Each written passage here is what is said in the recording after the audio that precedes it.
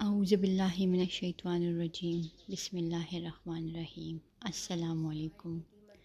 عبدالستار ایدھی مرحوم سے ایک انٹرویو میں پوچھا گیا، آپ نے ہزاروں لاوارث لاشیں دفنائیں، کبھی کسی لاش کی بگڑی حالت یا اس پر تشدد دیکھ کر رونا آیا؟ انہوں نے آنکھیں بند کر گہری سوچ میں غوطہ زن ہوتے ہوئے کہا، تشدد یا بگڑی لاش تو نہیں، البتہ ایک مرتبہ میرے رضاکار کی ایک صاف ستھری لاش لے کر آئے، جو تازہ انتقال کیے بوڑھے مگر کسی پڑھے لکھے اور کھاتے پیتے گھرانے کی لگ رہی تھی۔ اس کے سفید چاندی جیسے بالوں میں تیل لگا ہوا تھا اور سلیقے سے کنگھی کی ہوئی تھی۔ دھوبی کے دھلے ہوئے سفید اجلے کلف لگے سوٹ میں اس کی شخصیت بڑی باوقار لگ رہی تھی، مگر تھی وہ اب صرف ایک لاش۔ ایدھی صاحب پھر کچھ سوچتے ہوئے گویا ہوئے، ہمارے پاس روزانہ کئی لاشیں لائی جاتی ہیں، مگر ایسی لاش جو اپنا نقش چھوڑ جائے کم ہی آتی ہیں۔ اس لاش کو میں غور سے دیکھ رہا تھا کہ میرے رضاکار نے بتایا۔ اس نے کراچی کی ایک پوش بستی کا نام لے کر کہا، یہ لاش اس کے بنگلے کے باہر پڑی تھی۔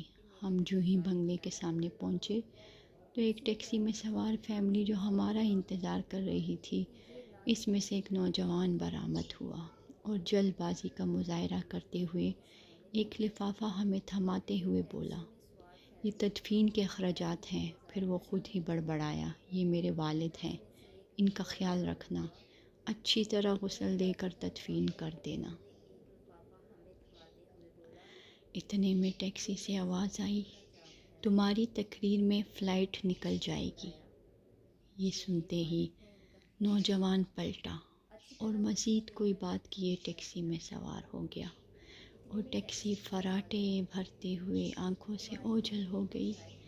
ایدھی صاحب بولے، اس لاش کے متعلق جان کر مجھے بہت دکھ ہوا اور میں ایک بار پھر اس بدقسمت شخص کی جانب دیکھنے لگا تو مجھے ایسا لگا جیسے وہ مجھے درخواست کر رہا ہو کہ ایدھی صاحب، ساری لاوارث لاشوں کے وارث آپ ہوتے ہیں، مجھ بدقسمت کے وارث بھی آپ بن جائیں۔ میں نے فوراً فیصلہ کیا کہ اس لاش کو غسل بھی میں دوں گا اور تدفین بھی خود کروں گا۔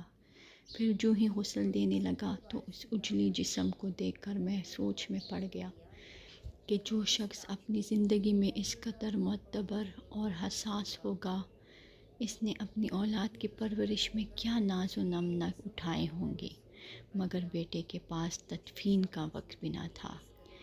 اسے باپ کو قبر میں اتارنے سے زیادہ فلائٹ نکل جانے کی فکر تھی، اور یوں اس لاش کو غسل دیتے ہوئے میرے آنسو چھلک پڑے۔ پھر وہ اپنے کندھے پر رکھے کپڑے سے آنسو پوچھتے ہوئے بولے، اس دن میں انسانیت کی ڈوبتی نینیا پر رو پڑا۔ خدارا اپنی اولادوں کو عیش و عشرت کے بجائے بہتر تعلیم و تربیت پر زیادہ فوکس کریں۔ اللہ حافظ۔